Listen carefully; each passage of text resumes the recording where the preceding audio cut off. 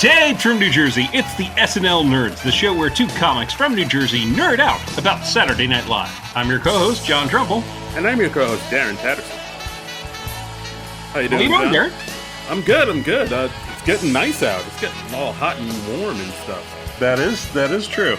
Yeah. I had my second vaccine shot, so I was able to enjoy the lovely warm weather.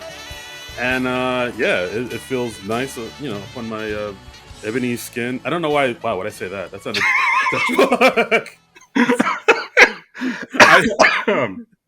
I sound like I'm writing erotica on this podcast.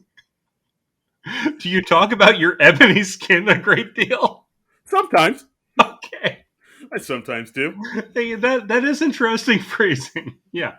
You know? I try to stay out of the sun because I am, like pale.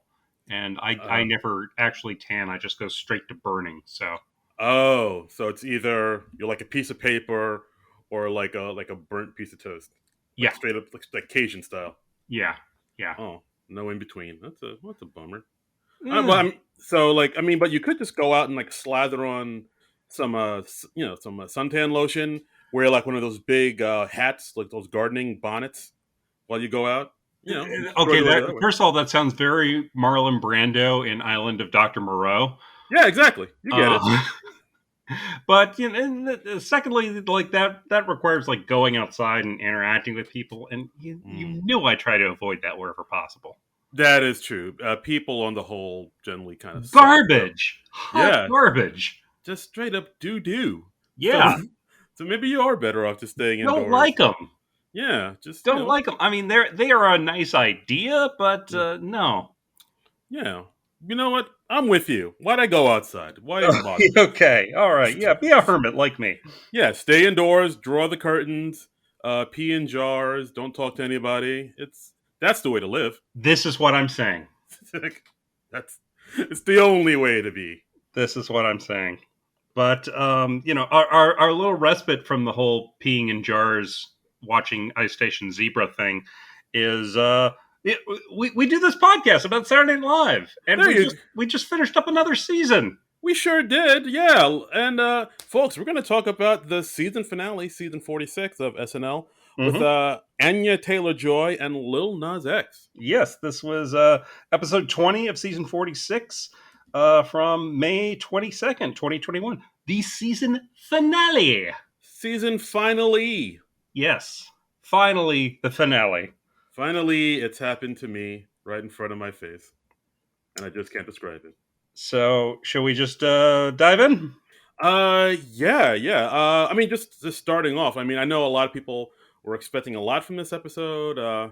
There was rumblings of, is this going to be such and so-and-so's last episode?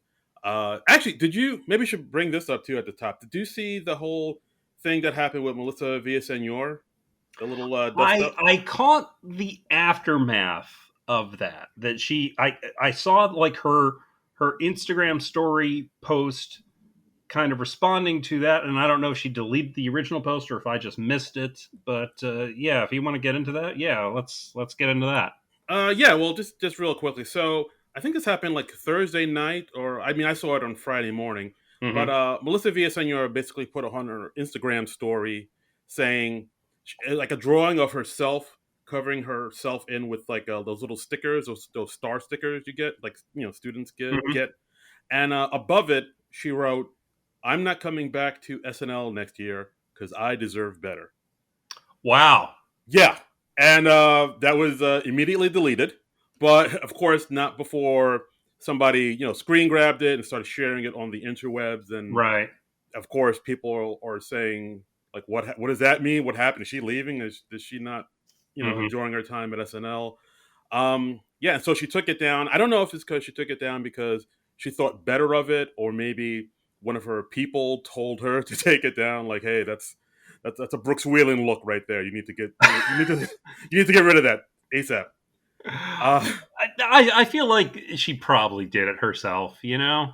Right. And so then after that, she put up a video on her Instagram stories, which it's not there anymore either, but it's basically kind of her walking it back, what she wrote. She's like, I wrote, she basically treated like a drunk text. She was like, I had one drink and I was just feeling Yeah. frustrated. I was in my emotions, so I put that up. But she said, I took it down because like that's not really how I feel. I don't know what's gonna happen. I don't know if I'm gonna leave or not. Like Right. I have And she to was like, take I'm very lucky to be on the show, and right. And there's she said, been so much great stuff on it. And yeah. yeah. So So it was weird for me because I saw like her walking it back, but I didn't see the original thing that she was commenting on. I couldn't find that because I guess it had been deleted by that point.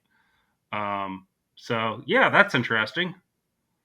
yeah, true. So she is basically like her saying, yeah, like we had a pandemic, so like I was just in my emotions and I was feeling a lot of things, and I know it is tough to get a sketch online or a sketch like on the show. So that's kind of why I wrote that. But I don't really mean that. Like I really do enjoy it. I'm very lucky to be on the show. So she pretty much walked it back. Um, Now, Darren, can you back up a little bit? You said we had a pandemic. yeah. Did you not hear about this? No. Yeah, you've been indoors way too long, my friend. Huh. Yeah, Okay. there's like a whole thing. Is there something about it on Google? You could probably find it something like that on Google, Okay. but it's kind of a big deal. A lot of people died. All right. You know, Oh well, that's no good. yeah, no, that's we genuinely try to avoid that. Uh huh. It's yeah, it's kind of a bit of it's a thing. It's definitely a Okay. thing. All right. Let's see. Note to self: Google pandemic. Got it. Okay. That's right. What All you right. find, Well, that's on my to-do list after we yeah, finish recording. what you might find might surprise you. Oh, okay. Well, I Uh, look forward to learning about it.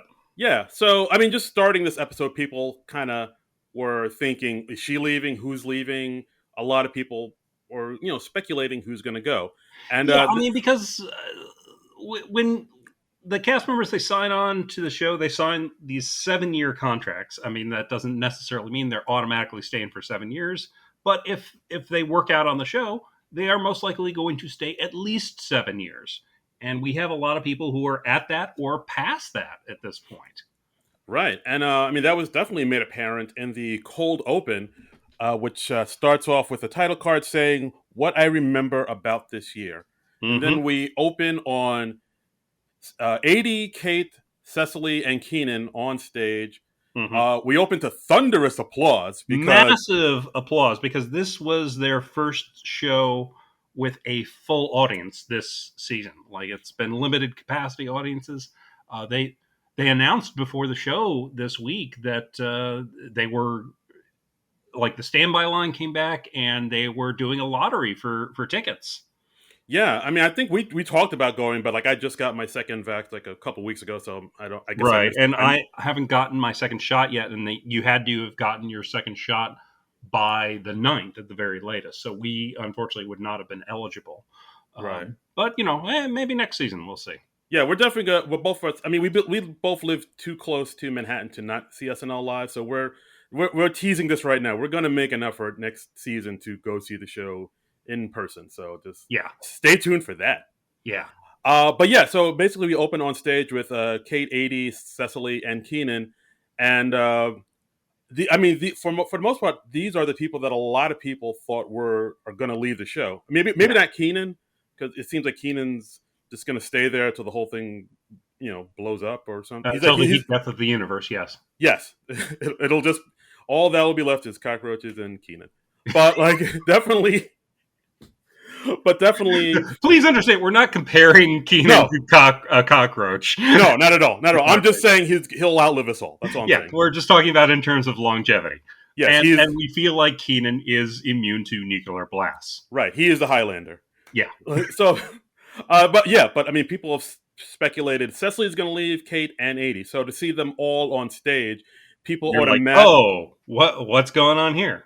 yeah, people automatically are thinking, oh, this is this it? And we also see like Kate is like kind of tearing up a lot, Kate and Cecily both seem like they're tearing up. They're like just barely holding it together. right? And I don't know if that's because this is the first time they're in front of a live, full capacity audience, or if something's going to happen that they know about. Like this is their last show, but either I'm way, sure there's a lot of things in the mix. I mean, it's just the end of the season. It's an emotional time to begin with, and it's the end of the season at the end of a pandemic year, and that's kind of what they were talking about. I mean, about what a weird year it was at the show and just in the world in general. Right. Yeah. This is a very emotional cold open because it's like you said. It's like basically them talking about how insane this year was, how Yeah, crazy it was. Then it cuts to Bowen, Ego, and Heidi talking about how the everybody was indoors and locked up and no one knew, yeah. and people were fleeing New York City in And droves. they showed a shot of them in rehearsal, and we're seeing like people are double masked. Kate says like she was like we had such stringent safety precautions that if I wanted to hug somebody, I had to drag them into a closet to hug them. Right. And then Ego said, while everything was going down and they were doing the SNL at home, they were thinking about coming back to the show. And of course, Ego mentioned, like, Lauren said, hey, we should come back and do the show for comedy. Mm-hmm. Then, of course, they talked about how they did the show in front of first responders at first, which maybe wasn't the best thing because, you see with all these doctors and whatnot, they're maybe not in the mood for comedy. Then, of course, one thing that they showed that really got a kick out of me, Yeah. like they showed how during the show, one of the first responders brought a medical textbook and was reading it during the show. Yeah, they were like, "This is real," and then they showed a shot of him, I guess from like a security camera or something. But he's legit just watching or reading a medical textbook during the show. I would love to know which episode that was. Yeah, I mean, if it was, maybe the Morgan Wallen episode, I was like, I get it, I get it. Yeah, I get it. I get it. Of course, they did mention Morgan Wallen. They mentioned the Mike Pence fly on the head sketch, which was very That was bizarre. bizarre. Yeah, yeah. They mentioned about how, when this all started, people were banging pots and pans at 7 a.m. and how people slowly stopped doing that Mm-hmm. to the point now we don't even do it anymore. Yeah. One thing that really put a smile on my face is they had all the newcomers out, Punky, Lauren, and Dismukes, and they're talking about how how tough it is. How they talk about how the cast is already so big and how difficult it was for people to get screen time. Mm-hmm. And one person next to Lauren says, "Yeah, this is my first line of the season," and Yes. that person, Akira Yoshimura, people. Yeah. The great Akira Yoshimura. You probably know him from playing Mr. Sulu in every single Star Trek sketch that SNL has ever done. I know, like that really shocked me. I was like, "Whoa, oh!" Like, It's always just such a kick to see him because like he's been with the show since the beginning, I believe. I know. I mean, the first time, as soon as I saw him, I was like, "All right, this is immediately my favorite cold open of the season." Yeah, yeah. Like straight to the front of the line. This I one goes. mean that was amazing.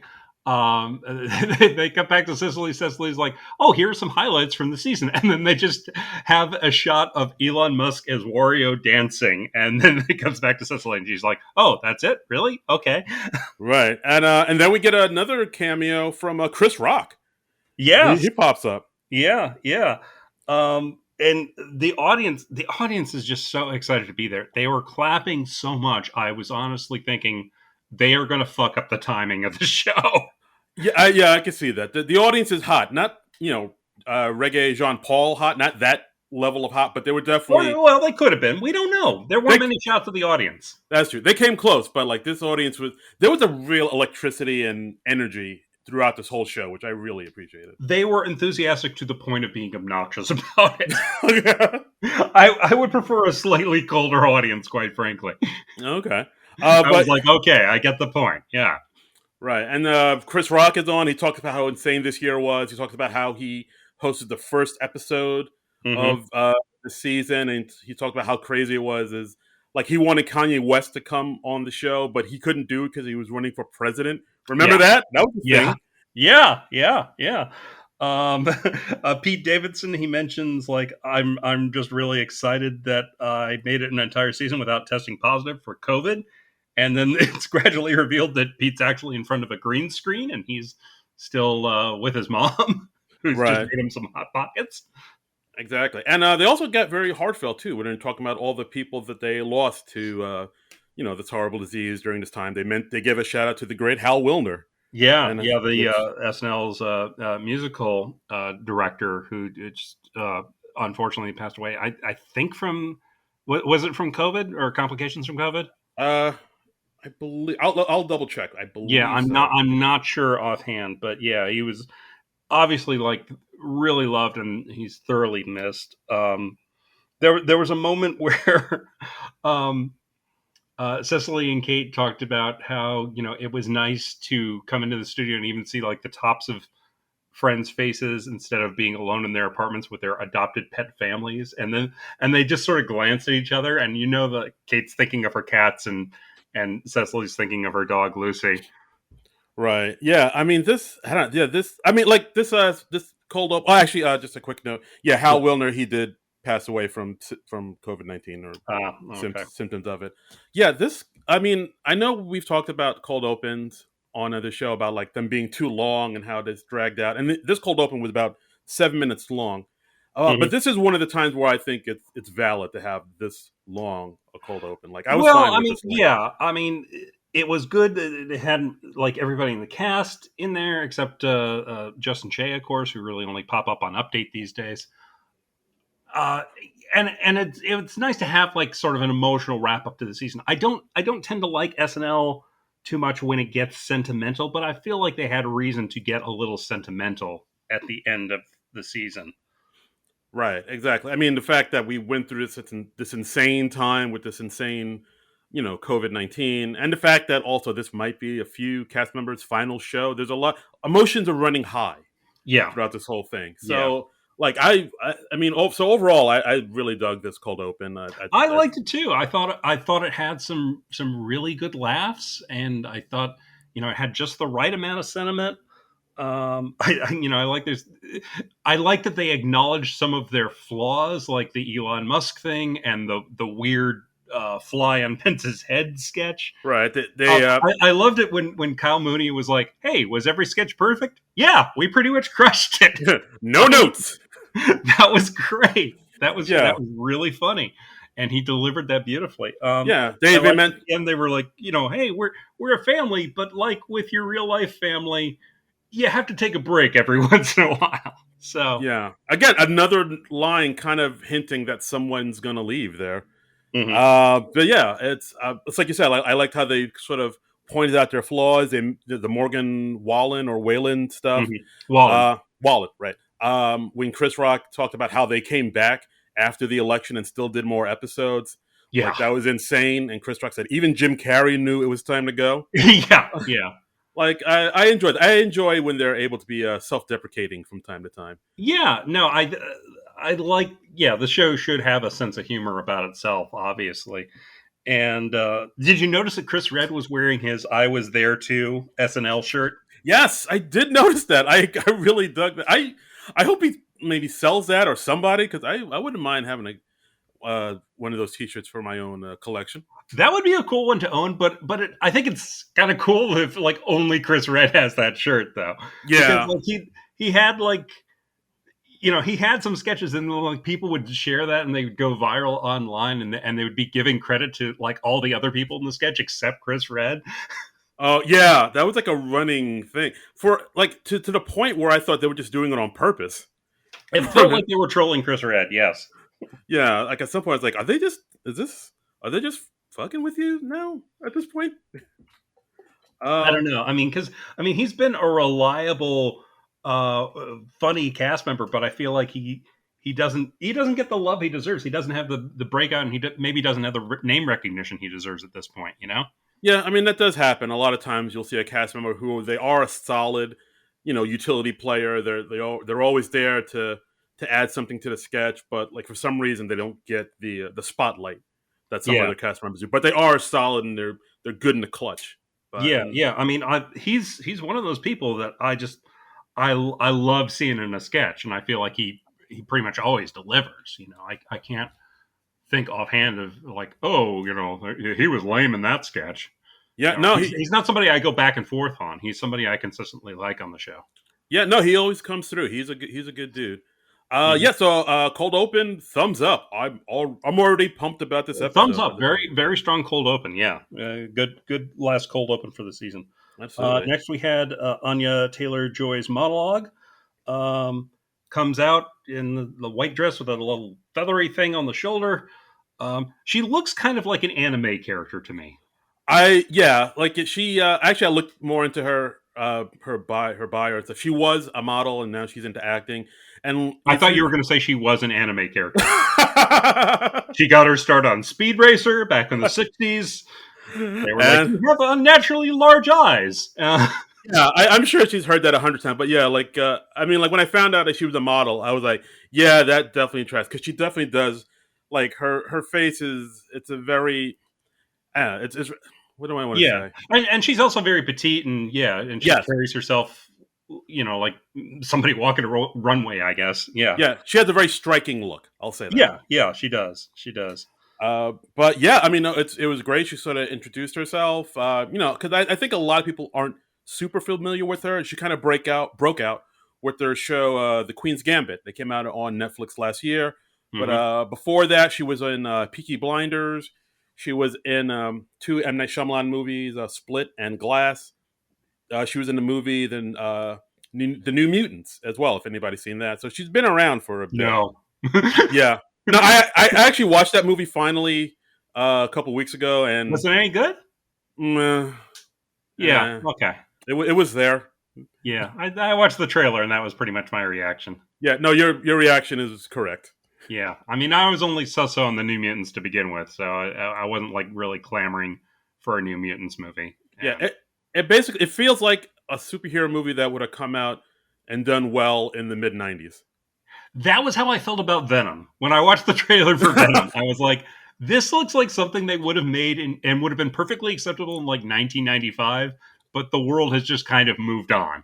Yeah, we have bigger and better superhero movies now, so we don't have to just settle for this. Exactly. Exactly. That's exactly how I felt like when I watched the New Mutants. Yeah. Okay. Uh, Okay. yeah. So, But yeah, we learned up a little bit more about her. That she yeah. was. I automatically just assumed she was just straight up British, but Hmm. it turns out no. She was born in Miami and she grew up in between Argentina and London. And English is not her first language. Her first language Yes. is Yeah. Spanish. She says legally, my ethnicity is Fashion Week, Yeah. which I thought was a Yas. pretty good line. Absolutely. Yeah. So then we go into a little segment where she kind of nods to her role in the Queen's Gambit Hmm. about if you don't know how to play chess, it's really easy. Just give the looks while you hold your hands underneath Yeah. your She like chin. folds her hands under her chin and just stares straight ahead. That's always your first move. Right. That was the big image from that show. Did you watch The Queen's Gambit? I did not. I did, so I got it. Like there was, Okay. she does do that quite a bit throughout the show, and then they also did like another segment where she kind of she mentioned how if she was nervous to do the show, she would just like take a bunch of pills and stare at the ceiling, which is something she did in the Queen's Gambit too, where Uh huh. because her character has like a pill addiction that she got at an early age. Because whenever she took pills and kind of stared at the ceiling, she was able to see like a chess game or a chess board hovering Right. above the ceiling, and she was able to sort of see in her mind all these chess moves she could make, and that she feels like that helped her become a better, unbeatable chess player. But like, yeah, that reference you probably wouldn't get unless you saw the Well, Queen's I mean, Gambit. I obviously recognize it as a Queen's Gambit reference. She like looks up at the ceiling and she imagines SNL cue cards as a chessboard. Hi, Wally. And yeah, and and there's like a chess piece with Keenan's head on top of it, uh, Right. which was it's a bizarre touch, but they had to do some sort of Queen's Gambit reference, I guess. Yeah, yeah, it had to do it, and yeah, and then she ended her monologue by saying the end of it in her native tongue of Spanish, which I thought was a nice little touch as well. Hmm. I Uh, thought it was kind of an monologue overall, though. I wasn't too excited with the monologue.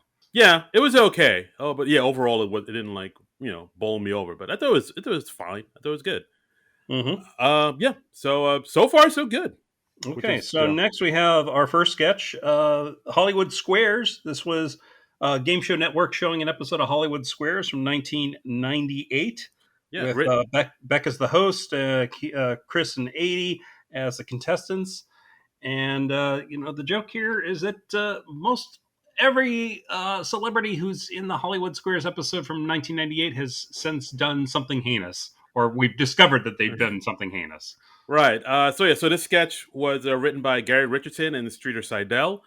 And yes, like you said, they go to the contestants go to one of the celebrities in the square. The first one goes to Baby Spice, played Mm-hmm. by Anya Taylor-Joy, and she says her joke answer as they do on Hollywood Squares, and um, was it Chris Red says agree or disagree. He gets it right. X gets a square. Yeah. And then 80 goes and says, well, I'm going to go with the man everybody loves and trusts, the center square, Mr. Bill Cosby. Right. And then we start with Keenan doing his Bill Cosby impression. He's doing the little head bob. And then we cut to a black screen just says, Mr. Cosby's segment is omitted from the broadcast in light of revelations about him. And we now come back to the show already in progress. Right, exactly. And that's basically the joke where Yeah. they go to a person in a square and then they're omitted because they've done, Yeah. as we look back, now on 1998, we see all these people done all these heinous things. Yeah. One of the people in the square is Jeff Dunham. Of Right. course, Mikey is Jeff Dunham with his racist puppets. I don't believe these were Jeff Dunham's real racist puppets. I believe they made up new racist puppets for I Jeff think Dunham to have. no. Well, the No? one with the Mexican, the jalapeno pepper. That is a Jeff Dunham puppet. I remember seeing That's that. real. Okay. I I'm remember that he had a character called Ahmed the Dead Terrorist, who was yeah, like a terrorist who had blown himself up. And he yeah, was like a skull, like a flaming skull. yeah. He was like a skeleton with like a turban on. It's wildly offensive. And he had a some sort of hick character too. Yeah, I believe so. But yeah, the jalapeno with the stereotypical sombrero and mustache. Right. And That's they said that he had a puppet, I think it was named Deshaun, who was a piece of cornbread. And after they omitted Jeff Dunham's segment, they cut to Chris Red, and he's like, I didn't like the voice that he used for Deshaun. And Jeff Dunham's like, oh, no, say, it was all him. And Chris Red's like, no, that was all you. I also liked how after they chose Cosby, but they cut out his segment. They cut to Baby Spy saying, "Hey, you know what? If we can be serious for a minute, I just want to say I really love Bill Cosby and everything he's done for Right. everybody." And then they cut to again the card again saying, at the behest of Emma Baby Spice Button, this part has been removed from the show. We now return to the show already in progress. Yes. Yeah. Uh, then we all, Let's see. We yeah, also then, had Heidi and Chloe playing the Olsen twins. And they were saying like, "Hey, who's watched the new Olsen twins movie?" And it turns out that the next guest has, and it's former Subway spokesman Jared Fogle, who, yeah. yeah, he did some stuff. He did some stuff. We'll leave that to you to He find did out some for stuff. your The authorities took a look at his computer and they were like, "Yeah, you can't do that." Oh boy. Um, I will admit I did laugh at the part where Jared Fogle, played by Kyle Mooney, he held up his old pants, the big pants like he used to do in the commercials. And yeah, he's like, "Yeah, can you believe these are my old pants? You can fit both Olsen twins in here." And then yeah, I was like, "Oh!" And then of course they say, this segment has been removed due to Jared Fogle's. Now we right. return to it. And Baby Spice praises him for that incredible thing he did, and then we cut to a screen just saying like, to clarify, she's praising him for the weight loss, not for all the other heinous stuff. Uh, Right. I dug the concept of this sketch, like where all the stuff that all the stars they just get like removed from the yeah, rebroadcast. yeah, And if you look, there's one part where they kind of show the whole Hollywood Squares board, yeah. and you see that there was also Roseanne there and Apu from The Simpsons. Oh, I missed that. I missed that. Yeah, like it was at the beginning of the sketch, so if you saw it, you can maybe sort of see where it was going. I saw that they had okay, we had Alex Moffat as Matt Lauer, who I think had like one line, maybe. Uh, Um, and at the very end, we had Andrew Dismukes as Kevin Spacey, and they were just, and Game Show Network was just like, okay, we're just going to cut and show the winner. yeah, and then they cut to they showed like 80 won the game, and they cut to the Hollywood Squares again, and then they showed all the squares blurred out with the exception of Baby Spice. Right. I think it's a great sketch. I really dug this one. I like the concept of it. It was a good sketch. Yeah, I was a little surprised it was like the first sketch, but I think it was pretty strong. Oh, by the way, I got curious and I checked. I was like, I was wondering how old Baby Spice is now. She's 45 now. She's my age? Oh, whoa. Just so everyone listening to this podcast can feel old, Baby Spice is 45. The baby. The It's, baby. oh, wow. So I think that makes the other Spice Girls like 200. I think if I I'm think, doing the math. yeah. Yeah, numbers and figures, crunch the numbers. That adds up. That works Yeah. out. But yeah, so far again, it's off to a strong start with the show. I really like. There weren't too many like strong jokes in this sketch, I'll say, but the concept of it, I thought was strong Yeah, enough yeah. that I I mean, really I liked. think right from the first cutaway from Cosby, you kind of know where they're going with it, and it's kind of sad slash funny that there are enough celebrities that we know all these heinous things about now that you could do this. I mean, you could fill up that board two or three times, you know. Who boy, can you ever? Yeah. Yeah. So next up, we get a pre-tape picture with Dad, Mm-hmm. and yeah, this Heidi and Andrew, they're a couple that are taking their prom pictures. Beck is the overprotective dad. He comes in with a shotgun to make that joke about like, hey, you better not touch my daughter. I'm very protective, and then he accidentally shoots his dick off, yes, and we cut to the hospital, and they can't reattach his dick. Um, and the kids confirm that they are actually having sex because they've been dating for 3 years, and that's usually a thing that happens when you've been dating for 3 years. yeah, Uh, yeah, very much so. This sketch was interesting. Just because like the turn it takes, mhm. I did not see coming because it's like you said, it's Dismukes and Heidi as a couple going to prom. 80 is the mom taking pictures, and then Beck Yeah, gets an idea saying, "Oh wait, I got an idea," and then he does that thing that a lot of people do. I think it's more like maybe more of like a Midwest South thing, but like where the father has a shotgun next to the couple, yeah. as to say, "Hey, you better not have sex with my daughter, or I'll murder you." Ha ha ha! Funny. I thought the whole sketch would be like a commentary on that trope, but then it takes this weird turn where, like I said, Beck shoots himself in the junk, Mhm. and now he has to go to the hospital, and then it kind of derails into that. It was like, wow, I did not see that coming. I mean, you don't usually expect us for people's genitalia to get shot off in the middle of a comedy sketch. Maybe that's on us. Maybe Yeah, maybe we should expect that more often. I don't know. yeah. Maybe I'm Um, not watching the right comedy sketches. I don't know. I don't know. I don't. I liked when Andrew Dismukes and Heidi were just confirming, like, oh yeah, we've been having sex all this time. Like, you remember that trip to Jamaica where you barely saw us? We were having sex. Remember all those times you found me shirtless in the kitchen drinking Gatorade? I was having sex with your daughter. I mean, Gatorade is the official after-sex drink. How do you not pick up on that, I Pop? guess so. I guess so. And I liked it. The Beck says, like, well, hey, out of respect for my condition, because they can't reattach his penis. Like, they just are like, oh no, it's just too hideously mangled. Um, he says, out of respect for my condition, please don't have sex with each other tonight. And they're like, okay, we will though. Yeah.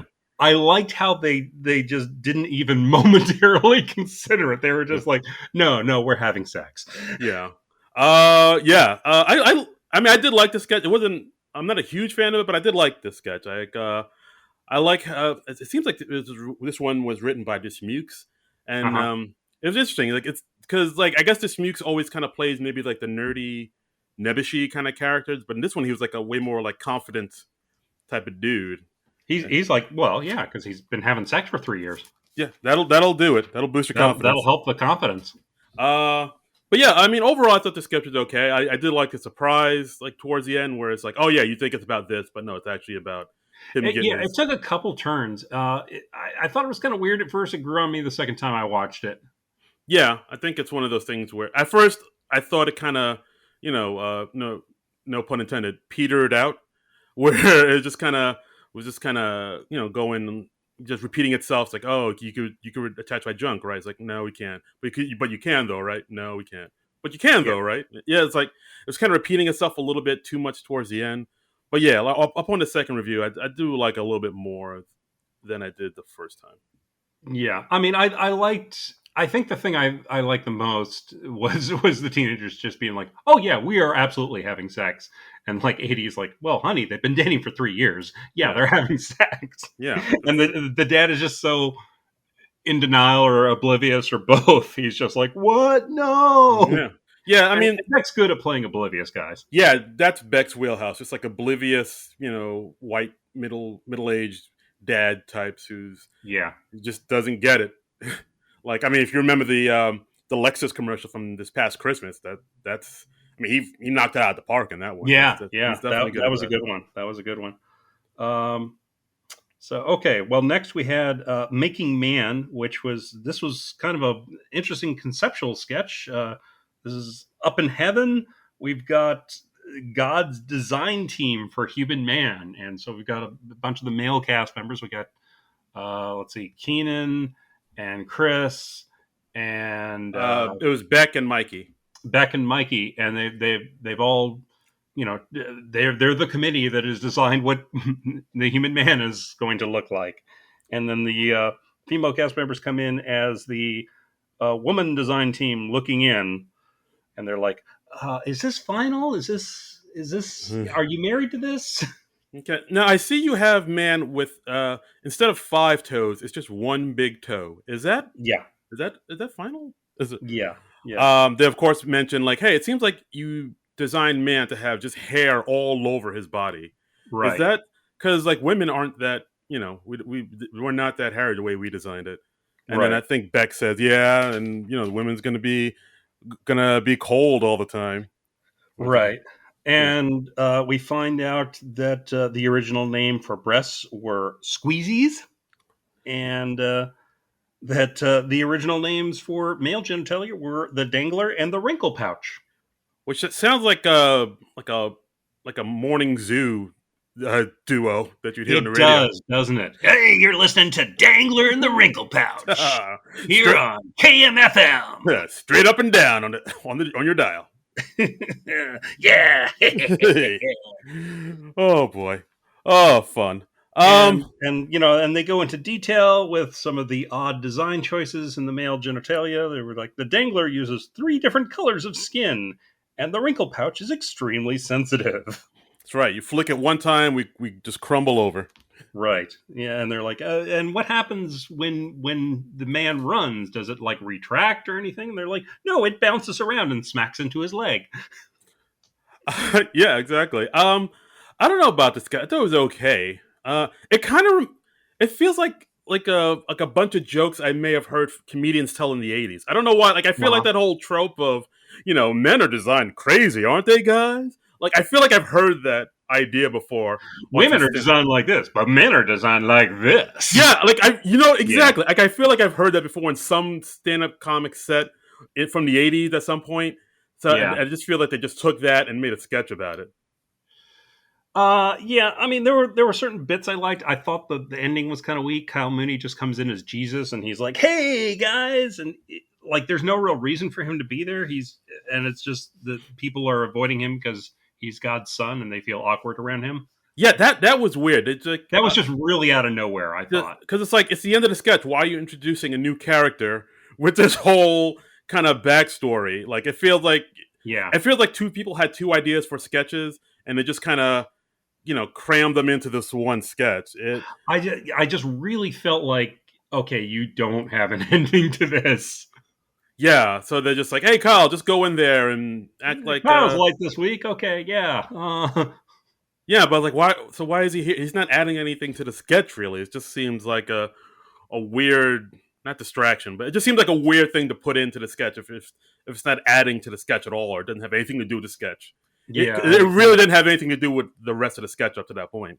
We also had a thing that they've done with Melissa a couple times where she's like, her character's like all behind the really weird ideas. She's like, "Hey, this is great." Right? Yeah, that is kind of her go-to. They've done Yeah, that numerous times. yeah. But yeah, overall, I thought the sketch was okay. I mean, if I look back on it now, it might have been the weakest one of the night.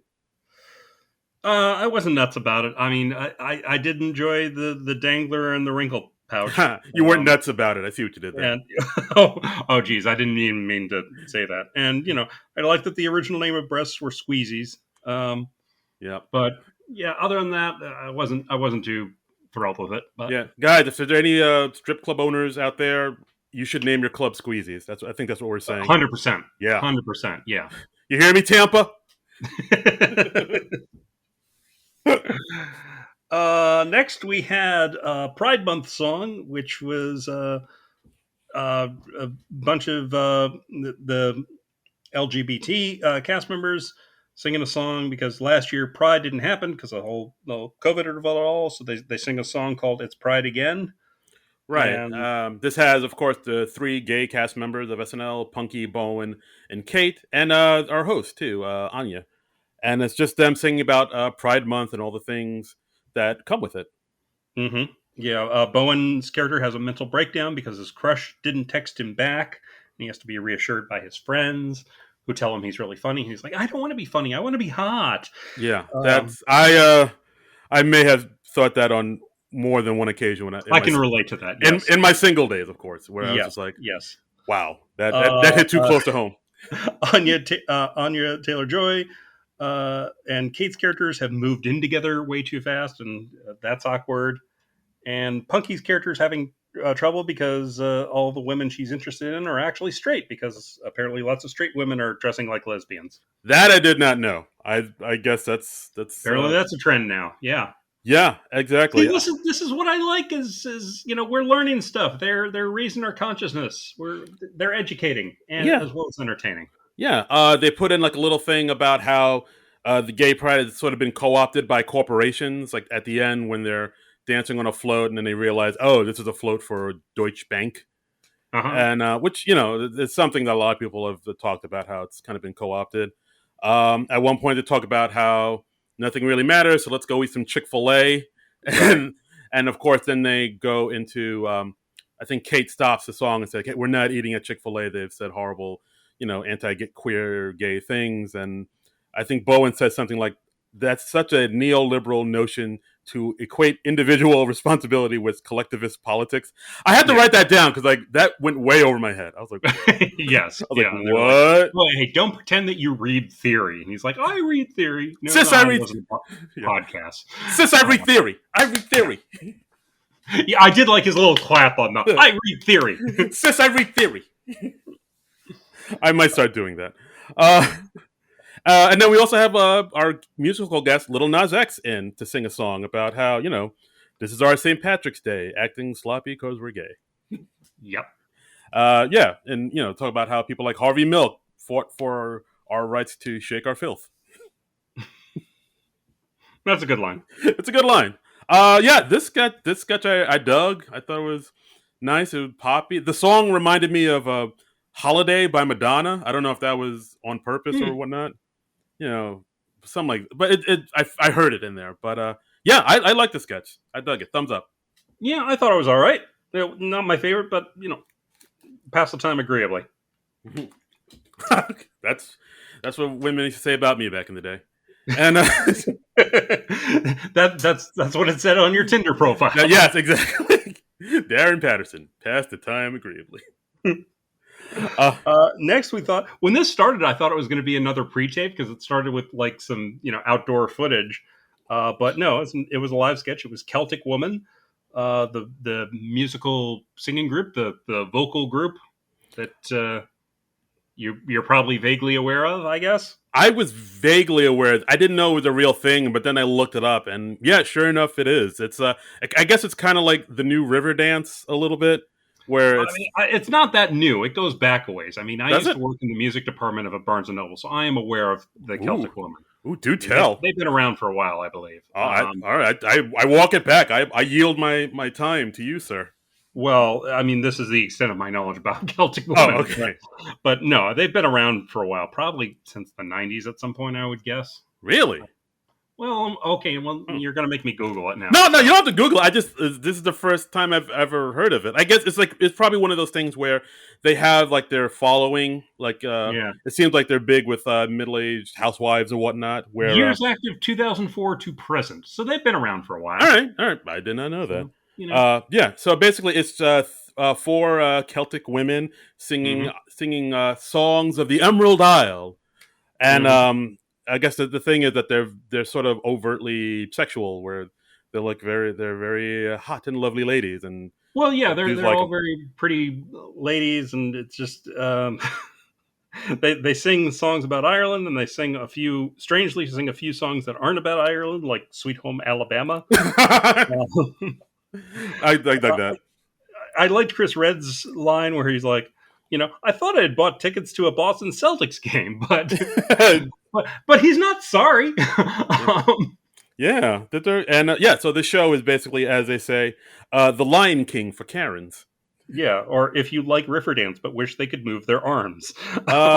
Yeah, like I again is another sketch I dug. Although there was in the beginning of the sketch when they were about to sing another song, there was one point where Cecily kind of comes in too early, Well, and no, Kate comes in too early, and, oh, and is it okay? Cecily breaks it a little bit. Oh, okay, my Yeah, mistake. Thank you, sir. All right, it's but you have to like kind of go back and watch it to realize what happened, because at first it looked like they were starting their cue late, but no, it was Kate comes in a little early and it cracks a couple of them up a little bit, and it yeah, and then they just brings kind them of up for like a half beat. yeah, and then they just kind of laugh through the song, and Yeah.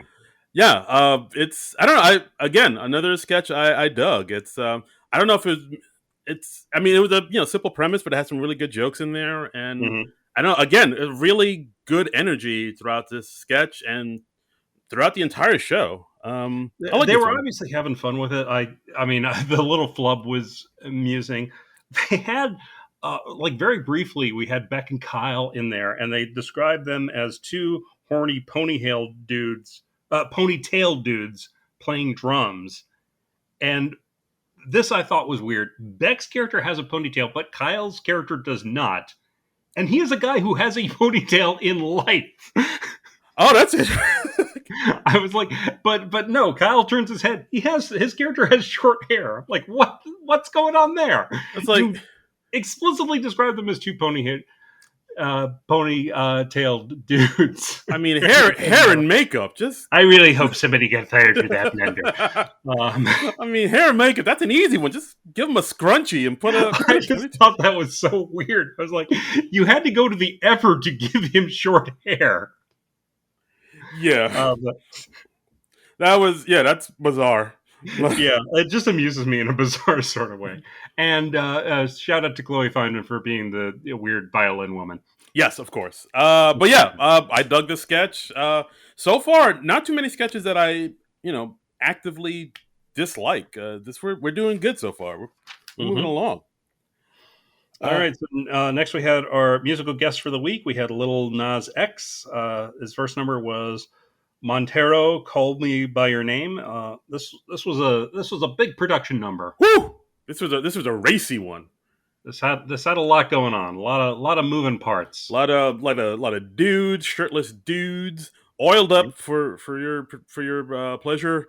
Leather pants, just all the live long day. Apparently, his pants split at some point during this song. Yeah, all right. So at one point he goes up to there's like a stripper pole in the Yeah, back, and he kind of as you do. as Yeah. you do. We've all been there, and he twerks on it, and then he drops it low, as the kids say, and then he stands right back up, and you see the surprised look on his face, like oh, and like I thought he had that look on his face because maybe the pole wasn't like bolted down correctly because it Uh-huh. looked a little wobbly, but apparently it's because he ripped his pants. Because you could see throughout the rest of the performance, he kind of stands like in front of the pole with his with his front towards it. He doesn't really move, like he's hiding something Oh, okay. behind So him. he's okay. So he didn't actually expose himself on TV accidentally, right? I didn't see anything, but Okay. I mean, I guess I could give it like another look, see, and enhance with video.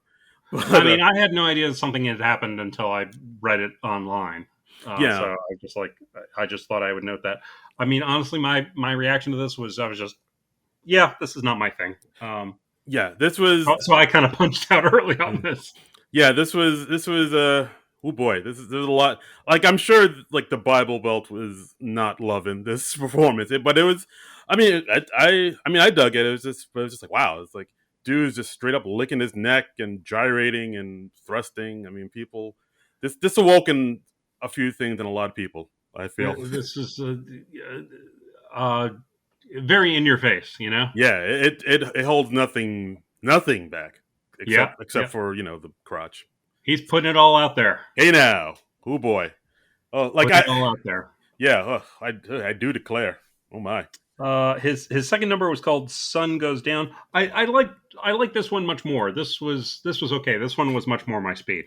Yeah, this one, everybody was dressed all in white. He was wearing a white jacket that looked like it had some like bullet holes in it with like blood Oh, dripping I out. didn't notice that. Yeah, go back and look. It was like he was all in white, but it had some bullet holes in it, or not actual bullet holes, I assume, but and it looked like it had like some blood coming out of it. So this was like a lot more mellower, quieter song. It seemed like a song about him and what he was going through growing up as a gay, dark skinned black man, like what Mm-hmm. his journey was like. So it was a lot more heartfelt and sweet in this performance. So yeah, I dug this one too. It was it's All right. quite good. It just, I mean, it's a far cry from Old Town Road. Both of these performances, but like I feel like you remember that like everybody was like, oh, this guy has like a little fun little cowboy song, and now to go from that to just straight up dude grinding, it's like wow, he's It's a jump. Yeah. it's a jump. It's a jump. Yeah. But yeah, I'm here for it. I think he's a-okay. This kid is aces in my book. Okay. So next we had a weekend update with Cullen Jost and Michael Che. Michael Che. Che. Hey. And I thought it was very interesting at the beginning. Colin just says, "This is our last weekend update." He didn't say like last weekend update of the season. He says our last weekend update, which that immediately gets you to thinking. He did? Like, Oh, I didn't even notice he that. did. He did. I mean that struck me. Apparently, it didn't have the same effect on you. Huh. But No, I swore I could have sworn he said last weekend update of the season. nope. Huh. Nope. He said our last weekend update, which Interesting. oh, is this? Ooh. But apparently, Chase said on The View this week that he was 99.9% sure he was staying. So So is Colin leaving? I don't know. Conspiracy theories. Call in, guys. I don't know. I mean, it's We're gonna have to. it's possible, certainly. Just putting it out there.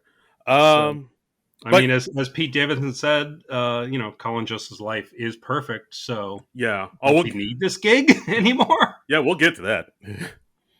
But yeah. So far, Jost and Che had some good jokes here and there. Yeah, just jokes. A lot of jokes about Tinder profiles, Marilyn Manson, the Helen Keller Barbie doll. Don't let it drive the Corvette. Yeah. Yeah, not too bad as far as jokes go. But I mean, I think the segments in the weekend up they were stronger than the jokes they had throughout it, though. Yeah, I would agree with that. I mean, there were some decent jokes. There were a couple jokes that just made me like, oh, well, that's kind of obvious. But so mixed bag. We had Pete Davidson doing a segment on mental health in the time of COVID. This had some good stuff in here. Yeah, I liked, he says to Colin at the top, he says, like, you wouldn't know this because your life's perfect, but it's Mental Health Awareness Month. It's always fun when they dunk on Colin. And he seems like he's a really good sport about that sort of thing. Yeah, I mean, they do have that, I guess, that connection that they're both from Staten Island. And, right. I mean, they both do have connections to 9/11, because I believe Jost's mom was like a medical assistant that helped out with the 9/11, and of course Pete's dad passed away in 9/11. So they do have that kind of they do have that sort of weird connection bond. So it is fun to see Pete kind of dunk on Jost, where he's like, "Oh, your life is great, everybody loves you, and you're married to Scarlett Johansson. Everything's perfect for you, isn't it?" And honestly, if with all that, if you can't be a good sport on top of that, you would be completely insufferable. Exactly. And like I'm saying, like, Pete, dude, you date like supermodels. What's your problem? You're fine. That's true. Yeah, I mean, the other guy in this equation has dated Kate Beckinsale, so yeah, they're not as different as they pretend to be. I'm not shedding a tear for Pete Davidson anytime soon. That's true. That's a good point. He did have a great line about how, people wearing masks, and through these times, he was actually happy about that. So because he selfishly thought that people wouldn't recognize him, but then he Hmm. realized, oh, my people still recognize me from my eyes because Right. I look like I just woke up and haven't slept in days at the same time. Yeah, yeah, that was a good line. I also liked his line that he said that Lauren Michaels wrote. He said, "AIDS is a lot like SNL. It's still here. It's just that no one's gotten excited about it since the '90s." That is a good line. That's a great line. That's a brilliant joke there. Yeah, and then he goes on to talk about anti-vaxxers. Of course, they put in Mhm. a Florida joke about Right. how we get them all down there, and we airdrop some OxyContin that's laced with the Pfizer there at a Jimmy Buffett concert, and that'll take care of that. Mhm. And of course, Yeah, and then Colin's like, "Hey, Pete, not everyone in Florida does opiates," and he says, "Oh no, don't worry. We'll also put it in the meth." yeah, so he has some good lines in it too. And Yeah, but at the end of his segment, he said something to the effect of saying how this pandemic has made him realize how grateful he is for where he's at and what he has. And he says, I'm very grateful to be here, and it's been an honor growing up in front of you guys. yeah. And that's where I was like, is Pete leaving? It sounds kind of like a goodbye speech, doesn't it? Yeah. That really sounds like something you wouldn't say unless you were leaving. Yeah, yeah, I can see that. I can see that.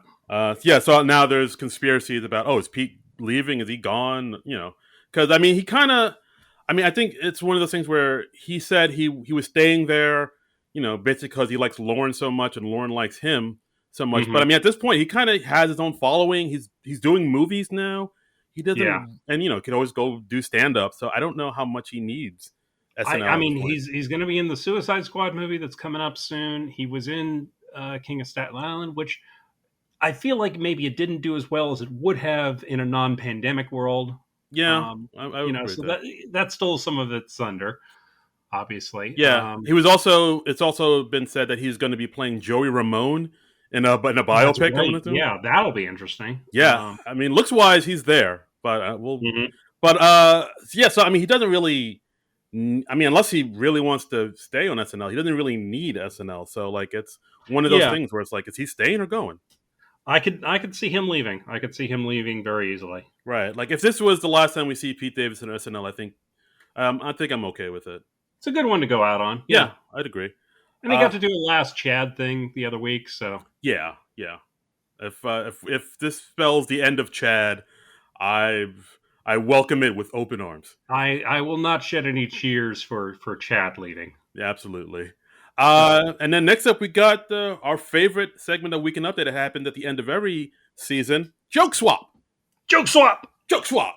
Where basically, yeah, just Colin and Che they try to get each other to say heinous things, and this was a good one, I thought. Yeah, the Superman stuff that Che wrote for Jost. That was some pretty A plus A1 material Yeah, right yeah, there. because like Warner Brothers is planning they're looking for a black filmmaker to make a film about, and they want a black actor to play Superman. And well, should I read a couple of these? Probably Yeah. be funny if I read them, right? Oh, it'd be hilarious. Yeah. So and so Joe said, "Well, a black Superman makes sense when you realize he was abandoned by his parents as a baby." Damn. Which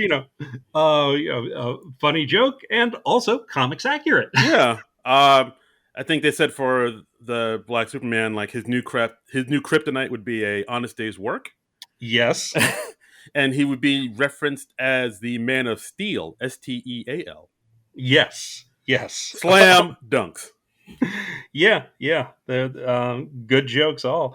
And but I thought Jost also had a really good one with Michael J. He said um, he had a report on a story where like a police shot a homeless man, I believe, and he said, "Well, hey, anything the police do is all right with old Mikey Che." And he says, "Blue lives matter even more." And Che could barely get it out. I mean, you know that Joe's landed on that one. Right. Yeah. I mean, both these guys were just like laughing hysterically throughout Yeah, both of I mean, their because they jokes. know what they're in for. Yeah, I think at one point, uh, one of Che's jokes that he got jokes to say was that Woody Allen is innocent. Yes. Yeah. I On that joke, I really want to know what Scarlett Johansson's reaction to that joke was. Yeah. She did like a few Woody Allen movies back in the day. She hasn't worked with him in a long, long time, but Yeah, I imagine. I'm sure Colin got home and like his pillow and sheets were all like on the couch, and it was like, oh hey, wait, honey, it was just a joke. It's for the show, Michael wrote it. It just no, baby. it wasn't even me. She hasn't ever like made a statement about the whole Woody Allen stuff, right? I don't think so. I don't recall her ever saying about it. Like, I mean, like there was like Drew Barrymore was in the news this week. She interviewed Ronan Farrow, and she was like, "Yeah, I was kind of gaslit when I did a movie with him." So Yeah, like Drew Barrymore sort of came against him, but I don't think Scarlett has said anything. yeah, All right, I did a I mean, like one way or the other. I don't know if she's issued a statement of support uh, or and I don't think she's ever said like, "Oh, I will never work with him again, and I regret working with him." So so what I'm seeing is I did a quick search. September 2019, Scarlett Johansson would work with Woody Allen anytime. Uh, okay. and November of 2019, Scarlett Johansson clarifies her comments defending Woody Allen. Yeah, I think she'd probably have to after that statement. Just immediately about faces, just walks it Mm-hmm. right on back. But yeah, great joke swap segment. I actually thought that they Mm-hmm. would end it here, and I thought it was a strong ending. How are they going to top this? And No, but no. Our friends at our friend at SNL Stats, he came out with a tip on Twitter. He said like, "Hey, Cecily Strong's going to have a segment on Weekend Update tonight," and I was thinking like, "Oh, it's likely her last show. She's going to bring back the girl you wish you hadn't started a conversation with at a party because that's one of her trademark characters." oh yeah, But wow. no, No, no. we get Janine Pyro up in this motherfucker. And honestly, I was wrong. I was very happy I was wrong because this character is just chef's kiss. Just bonkers right out the gate. Full glass of wine, sloshing it to and fro, all over herself, all over Joe's. I Yeah. mean, Colin is he's just breaking. He can't not stop laughing at I her. mean, it's hilarious because he's getting soaked. He's knows he's getting soaked, and she is just throwing herself into the performance so much. You can tell she has a ball performing this character. Right. I mean, and it's so good. And she only is like mildly more unhinged than the real thing, just mildly. just mildly.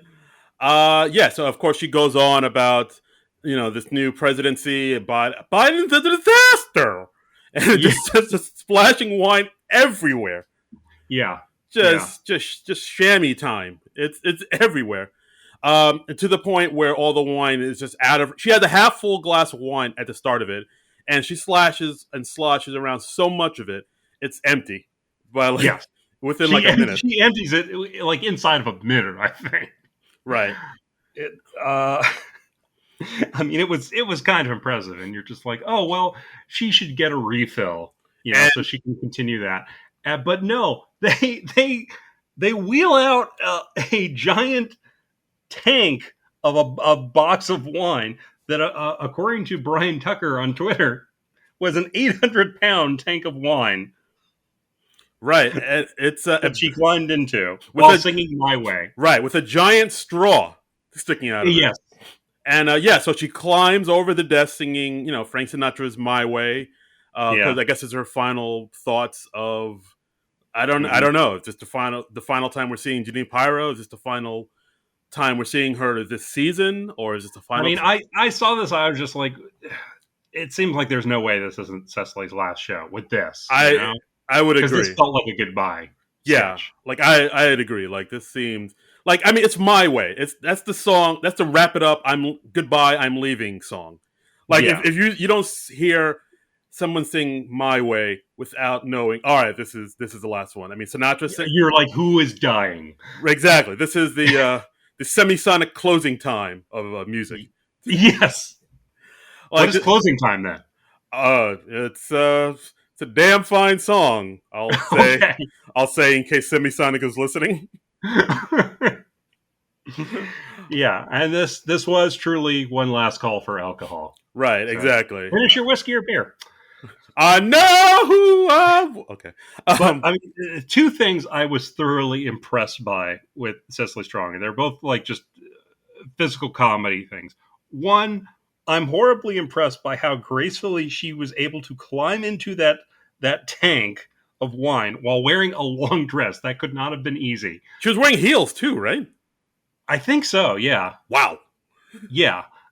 Um, and like at the end of the song, she like goes all she submerges completely and comes up. She's completely in wine or whatever they're using to simulate wine. Right, and Maybe probably grape juice, I would imagine. she takes the empty glass of wine with her, and she like scoops up wine from the tank and just Yes, flings it behind her, right, like directly onto Jost. I he don't. nails Jost with an over the shoulder throw and not even looking, and that's impressive. Yeah, I mean, she just nailed him. I mean, that could not have gone better. like Che is right next to him, and he's totally dry. I don't know how she got such a direct hit. I think he got a few stray droplets, but she's obviously aiming for Jost, and I don't know if she had to practice that or she just got really lucky. I know. But oh my god, that was incredible. She's like Hawkeye on the Avengers, like bullseye. Exactly, exactly. That shot where he like takes out the alien ship without even looking. I got him. That she is the Hawkeye of Saturday Night Live. I've said that time and time again. Only cooler. Right. Yeah. So. Yeah. This. I mean, look. I mean, it'd be hard for me to look at this and not think this is her. Her final hurrah, because this really seems like this. Yeah. This is her last episode. Like, I mean, she's playing one of her trademark characters. She's singing. She's soaking Colin with wine. I mean, we're playing all the hits. yeah. Like, if she comes back after this, I'd be very surprised. Yeah, yeah, Um. and I mean, I'm horribly sad to see her go because it's just like, well, without Cecily Strong, what's even the point? Yeah. Not just of SNL, like of life. Oh Lord, dude, do I got to talk you down off the ledge now? Is it? Oh well, it's just she has been one of the strongest cast members of the last decade, and I'm really gonna miss her if this does prove to be her final episode. Yeah, no, I agree. She's been a strong, solid performer. No pun intended, strong. But like, if this is it, then this is it. I mean, people can't. I mean, unless you're Keenan, you can't stay on SNL forever. You gotta. Yeah, There has to be an end point. It's we're in the end game now, so it's yeah, and she's got a show coming up. I look forward to seeing what else she does. I mean, because like especially these days, like a lot of people they go on to really interesting things after they leave SNL. So yeah. Like, I think I'm pretty sure. Like, I mean, we're probably. I don't know. I'll just bring it up right now. But there's a good chance we're going to do an episode about the Apple TV Schmigadoon show with her and Keenan, right? You think? yeah, well, I mean, you said Keegan, not Keenan, right? Hey, God damn it. Yeah, Keegan. I'm sorry. I mean, Keegan. I did what they They're talked two about. different people, Darren. Yeah, I know. They all look alike to me. I apologize. I mean, you said it. I didn't. Everybody came here to pay good money to see this little dragon and his friend do their thing. I mean, I love Keegan Michael Key. I love Cecily Strong. Yeah, I will 100% watch that show. All right, far out. But yeah, this definitely. I mean, Pete. I would say at this point, after what he said, I think it's a good chance this is his last episode. Solid Cecily, maybe. yeah. Cecily, this seemed way more final. Like Yeah. This seemed like it was it. Yeah, and I mean, it sucks to see her go. Also because we had a return of Gemma last week, right?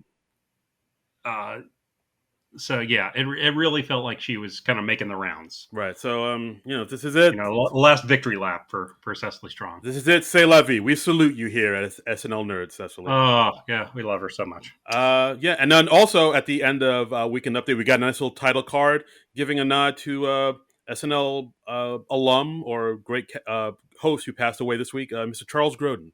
The great Charles Grodin. Yeah, I mean, that was a bummer.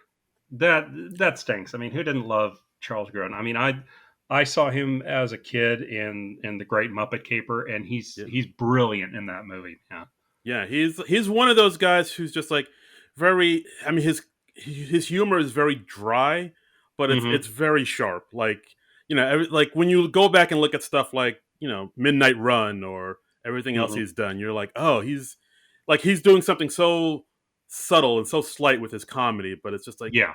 like it's one of those things where it's not broad and it doesn't capture everybody's eyes and attention. But And I love people who can do like good deadpan comedy. Is I love it when you can make somebody laugh hysterically by just doing like so little.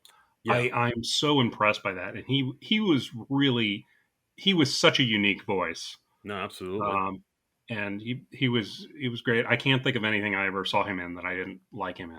He's good stuff. R.I.P. Mr. Charles Grodin. Yeah, I actually yeah. was kind of surprised that they didn't give a nod to somebody else who passed away this week, Mr. Paul Mooney, who wrote that great what was it, the Richard Pryor Chevy Chase sketch. That's like Honky honky. yeah, Yeah, exactly. Like I'm surprised they didn't yeah. give a nod The to him. job interview sketch, Yeah, which is one of the all time classic who SNL so sketches. yeah, who boy, that is to this day by today's standard that is a hot. It's still edgy.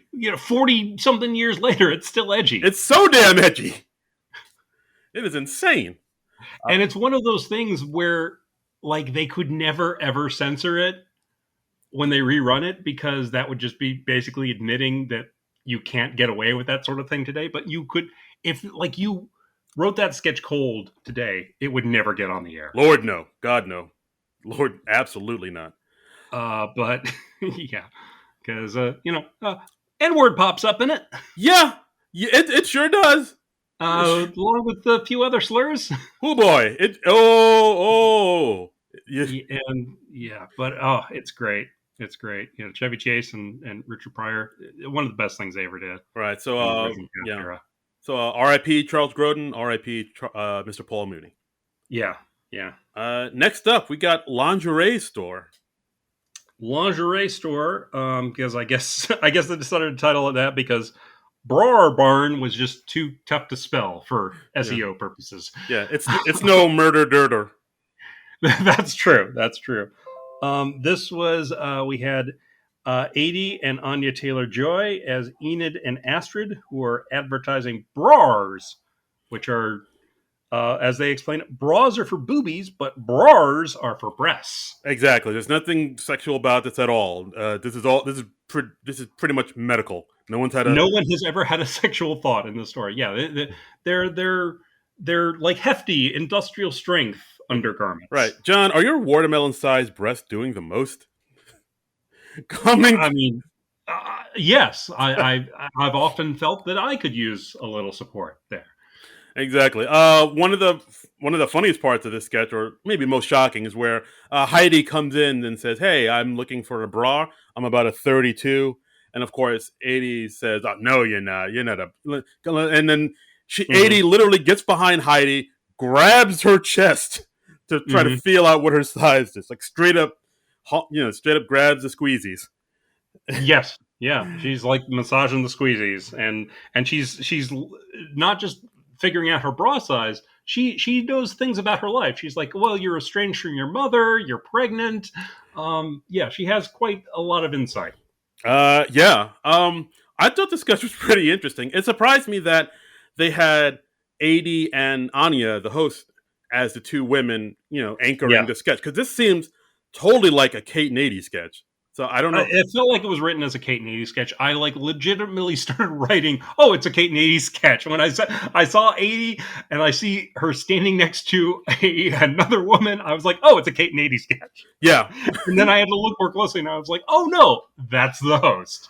yeah, exactly. Like actually, somebody also mentioned Kate's not in this episode a lot, which kind of Uh-huh. surprised me too. Like she's in the cold open, she's in the Making Man sketch, Yeah. and the pre-tape, the Pride, Gay She's Pride. in the Pride song. I feel like she was in it a fair amount. Yeah, I guess. All right, I guess now I think about it, she was. But I guess maybe we just expect her to be in everything. But yeah, she Yeah, was kind of yeah. pulled back a bit, which I thought was interesting. Yeah, I guess by Kate standards, that's a light show. Exactly. Yeah, exactly. She doesn't play. She didn't play any male politicians in this one, so it That's it. seems like she was barely there. Exactly. Giuliani didn't make the news this week, so Yeah, SNL was like, "Take a break, Katie." I liked the line like after they give Heidi a bra, they're like, "Oh, we're all out of bags, so you'll just have to hold it loose." Uh, Exactly. And then we have Beck come out as 80's husband who makes the bras out of, mhm, and he's comes out having like a welder's mask on and a blowtorch in his hand, and we make him right, from fine, the greatest Pittsburgh steel. right, And this is so basically it's just like a bra shop for not the sexy, cute Victoria's Secret lingerie. It's more for the big industrial, for the bigger gal type of yeah. And we position. had Chloe Feynman come in towards the end, and she was like, "Hi, I'm looking for a bra," and they're like, "No, you're not. You're not here." And she's like, "Okay, fine. I'll just go to Victoria's Secret." uh, Yeah, I was like, wow, that's a Chloe's got to be like, ooh, that's a knock on my breast size, but okay. well, I'm staying diplomatically silent. I'm not nothing. I'm not venturing any opinion there. As well, you shouldn't. I felt like this was like a weird kind of companion piece to the like sketch that they did with Carrie Mulligan a few weeks ago. Yeah, I could see that. Like, 80 really likes kind of playing older, like middle age, maybe like Midwest women. I just feel like there's been a lot of thought about ladies' undergarments there somewhere in the SNL writers' room. Yeah, this was I mean, well, this sketch was by, let me see, Fran Gillespie and Sudie Green. Mm-hmm. So, City Green, who we learned on a Instagram post from Bone Yang, she is leaving the show apparently after yes. 6 years. Yeah, this is I mean, we've have one confirmation of somebody who's definitely leaving, and that's Sudie Green. It's a Yeah, bummer. She's a great writer. She also wrote a lot of stuff for Kate and Edie. right, yeah, she wrote like I said, lingerie store. On this episode, I believe she also wrote the pre-tape, the gay pride pre-tape, Mm-hmm. and yeah, she's a strong writer, and shame to see her go, but we wish her well. Yep, she will be missed. All right, so next we had College Panel. This was an NYU live stream with, once again, Haiti and Anya Taylor Joy as the hosts. Um, two sketches featuring them back to back. Yeah. They are interviewing the stars of the show, roommates in the city, and they are just constantly gushing over Pete Davidson as the show's heartthrob and asking him fluff questions and asking everyone else in the cast very difficult questions. Yeah, I mean, I feel like this came from maybe a few of the actual cast members and Mm-hmm. like the questions they've had to answer on the press junket circuit. Yeah. Because like yeah, it's basically is that like basically if you're a person of color or if you're gay or a woman, like interviewers will use or podcasters whoever they usually will slip in a little bit more difficult questions for you to answer. Whereas if you're like a straight white dude, they'll just give you like, hey, what's your favorite pizza topping or something like that. Right. Right. Like a couple of the questions they ask Pete is, oh, what's your favorite ice cream flavor? And then they Mhm. ask Ego, who's there. Now, Ego, as a black woman, could you please explain race? Yes. They ask Bowen's character. They say, how has being gay and Chinese kept you from being happy?" uh, it's a lot. I feel like maybe Bowen might have had a hand in that because he is, he's like a outwardly gay Mhm. Asian man on SNL. So I imagine a lot. He's gotten that a lot from interviewers asking him, as a gay man or as an Asian man, how do you feel about this? Or like Right. I'm sure he's got Because like you when you're a part of a like a marginalized group like that, you're often somehow expected to be the spokesman for that entire group.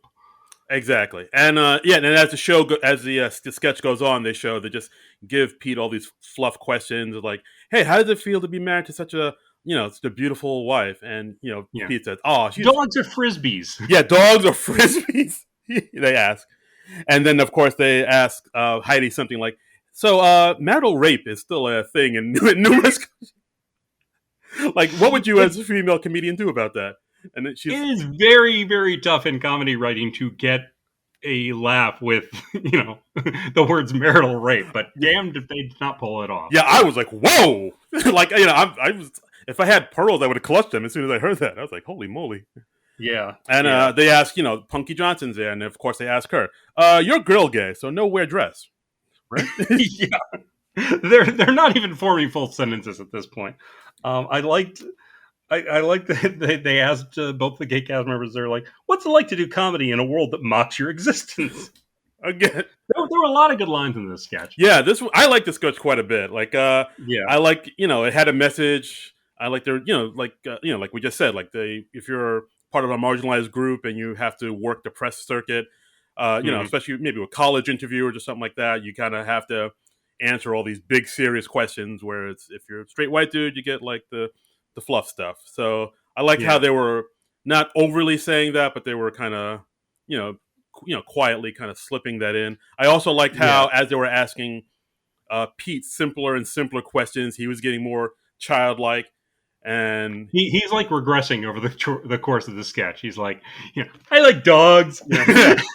yeah, like one point they asked him, do you like Sony or do you like PlayStation or or whatever or do you like PlayStation? He's like, oh yeah, I like PlayStation. Yeah. He was like Yeah. regressing. He's like, oh, pizza with cheese is the best. I like pizza with cheese. Yeah. Yeah. But yeah, I felt like you that this rose out of somebody getting kind of snubbed at the SNL cast interview. Like they were where the interviewers were showing clear favoritism. Right, exactly. So I don't know. I dug the sketch quite a bit. This one was written by Anna Dresden and Celeste Yim, and this was one of my favorites of the night. I'd say. Yeah. This one is one that really grew on me on the second viewing. Yeah, I liked it a lot more the second time around. So yeah, it's good. Yeah, yeah. This was. I mean, they also throw in a word that I'm not really comfortable saying right now. Where it's like, oh yeah, we asked Bowen, you're a gay homo, yeah, and that Hmm. got a huge laugh. Like even that word, I was like, wow, I haven't heard that word said on SNL since like the Sandler years. Holy moly! Well, I mean, they said like gay homo was basically one word. Yeah, exactly. But still, like that took me Yeah. back. I was like, whoa, I haven't heard that since Wayne's World. Huh? That's a throwback. And our 10-1 sketch, we ended on a AMC theaters commercial. Hmm. It's just one of those commercials that they have where they're trying to get people back into the movie theaters because Right. people are still not quite sure since this whole. I don't know if you heard. There's like a whole COVID thing that happened about a year No, ago. that's not ringing a bell. Well, that did happen. Google it, and Okay, people if you say so, I'll take your word for it. yeah, yeah. And so people a little adverse about going back to the theaters. So they had this commercial with But counterpoint, Fast and Furious 9. ooh, now you're Yeah, cooking. And of course they had Beck Bennett doing as Vin Diesel doing this whole Vin Diesel impression trying to get people yeah. to come back to the movies. But honestly, he Beck looked more like Mr. Clean than Vin Diesel. Yeah. I mean he sounded like Vin. Like Yeah, but not a high degree of physical resemblance between the two. right. And it's this basically is like this whole sketch is just a time for Beck to shine and show his Vin Diesel impression, talking about Hmm. trying to bring back people into the movie theaters saying, "Oh, come back for, sticky floors, the $8 bottle of water, the Then the butter that they put on the popcorn that doesn't look like butter. the second concession stand that's never been open." Yeah. Like after hearing all these things, I was like, "Oh yeah, I remember all these things so Yep. well." The garbage can that has a hole in it that's too small to put in garbage. Yeah. Which again is a thing. I remember going to the movie theaters and just seeing like big buckets of popcorn wedged into those small little garbage can holes that never fit. Yeah. It, Yeah. it, it all came back to me. Memories came flooding back. Memories. Like the corner of my mind. Oh, that sounded good. I like that. That did. That Mhm. did. And Sound better if you were in like a big tank of wine, but yeah, my way. One of my favorite parts of this sketch was when Beck was in the theater talking to the camera about all the things that people miss about the movie theaters, and then behind him we see Keenan come in as a person sweeping up as an usher, as yeah. an usher, and then he just kind of notices that oh, the Diesel's here. Oh, they're filming something, and he kind of looks into the camera, and then he just Hmm. slowly backs out. Never says a word. Yeah.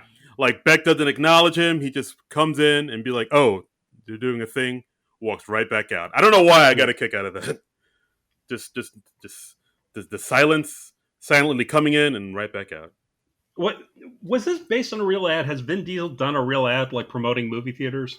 Uh, he might Because have. I felt like it was based on a real thing. He might have. I know a lot of people have been doing that because they've been trying to get people back into the theaters, and so I Hmm. do know a lot of people have been, doing ads for saying, "Hey guys, come back to the theater. Everything's a okay now." So like, it wouldn't surprise me if Vin Diesel did one, and they just based his whole sketch based on this. Right.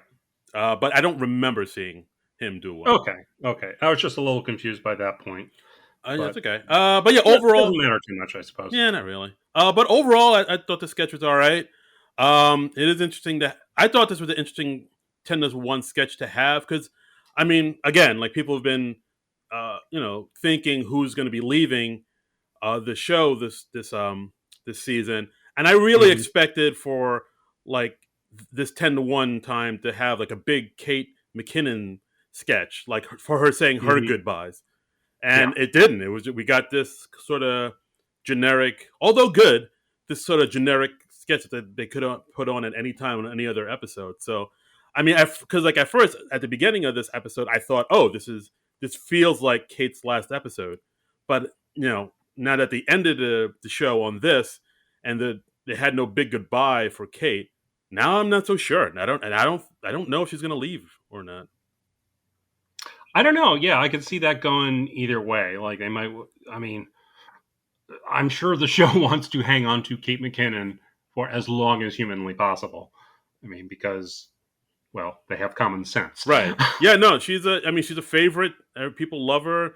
People love what she does. But at the same time, there is that one there people get you got to wonder where how long can you stay until that sort of I guess that thing where people kind of flip their opinions where people start saying, "Oh my god, Kate's been on forever. Can she leave already? We need new blood and Yeah, blah I blah." mean, I'm honestly, I am not at that point with Kate, and I think she's been on the show for like 9 or 10 seasons at this point. It's been a while. I saw some tweet that broke down how long everybody had been on there, and she was something like that. I don't have it handy right now, but I'm honestly not sick of her yet. Like if Keenan leaves, I'm fine with that because he's been on the show like 18 years, so we have plenty of Keenan. Right. I feel like I got my fill of Keenan quite some time ago. Quite frankly, not that he's not good, but like I said, I've gotten my fill of him. I hear you. Yeah, yeah, but yeah, it's one of the things where like people have kind of felt like, oh, Kate has one foot out the door. I mean, she does a lot of other stuff now. She does movies and TV shows and other projects. So, like, if she did leave, it would feel about right. But then again, people don't want to let her go. So it's one of the Yeah. things where I thought this episode would be her last episode, but now because they had this Vin Diesel sketch, now I don't know. Yeah, yeah. We got a few comments about that. As long as we're talking about it, we might as well read those now. Okay. Well, actually, Um, yeah. So like that was the last sketch of the night, the Vin Diesel one. I liked it. I that mean, was what did you feel about it? there is a cut for time sketch, but we'll circle back and we'll cover that. Okay. Uh, Since we're talking about people leaving or staying. right. So, Our friend, so overall, what do you think of the episode? I thought this was a pretty strong episode, to be honest. I feel like you liked it a little more than me. I felt like the episode. My first reaction was it was kind of an show, except for the cold open joke swap and Cecily as Janine Pirro. Those were the strongest things for me. It felt a little anticlimactic after the Keegan Michael Key episode last week, Hmm. just because I thought he was such a strong host. Yeah, I hear you. I think maybe it might be because like I think the audience for this show because they were at capacity, maybe that raised the energy, or no, it definitely raised the energy, and maybe Hmm. that maybe added to why I maybe liked this one a little bit more, just because the energy I was can so see that. high, and you could feel like how everybody was really having a good time and enjoying themselves, and like that was maybe a little bit infectious. That maybe see, oh, they're all having a good time, they're riding this wave, and that made me enjoy it a little bit more.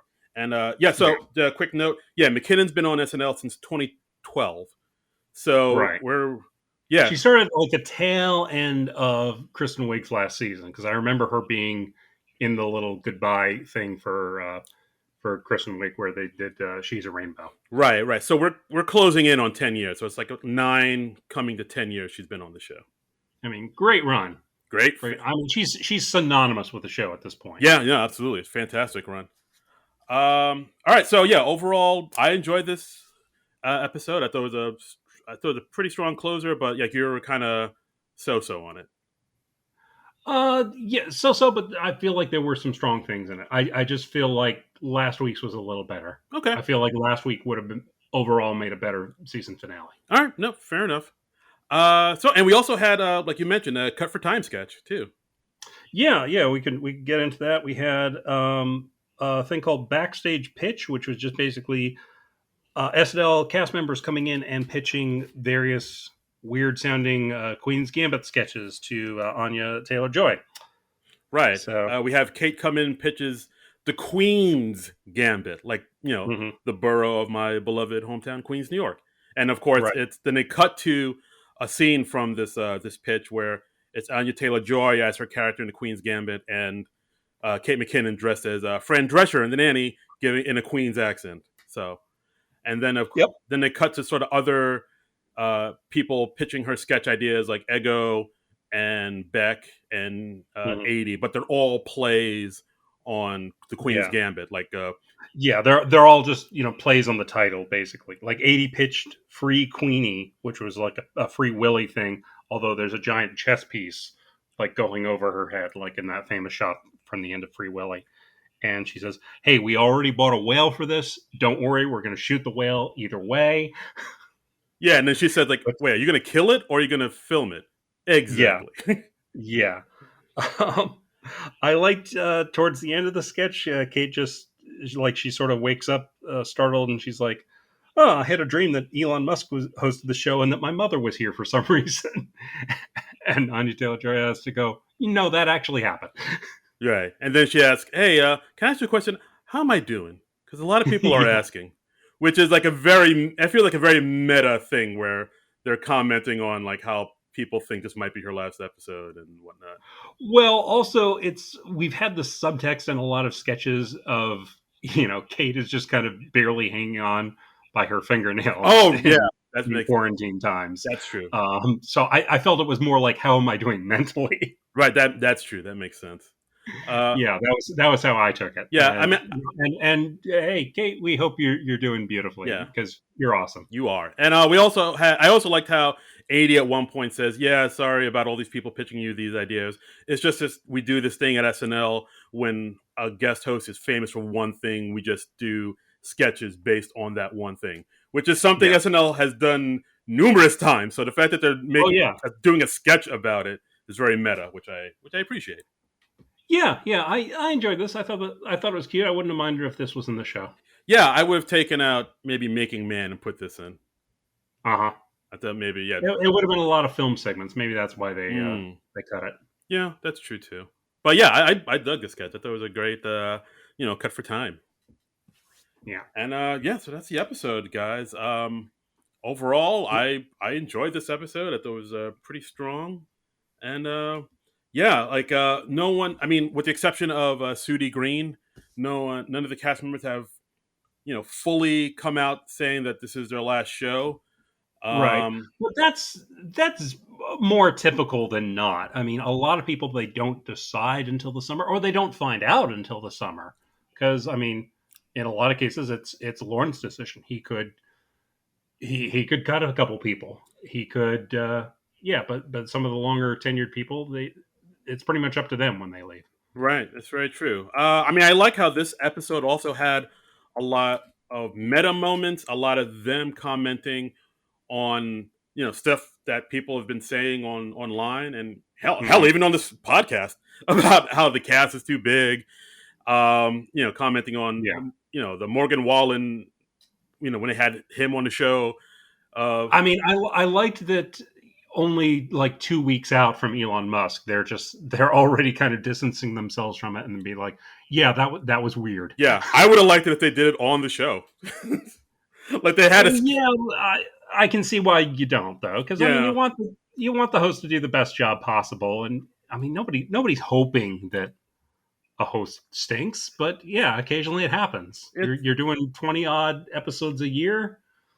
yeah, Not all of them are going to be great. yeah, that's true. But yeah, the fact that they're kind of distancing themselves already is like that. I got a smile out of that. Yeah. All right. Should we dive into some comments that we got? Let's dive into these comments. Sis RV Okay. theory.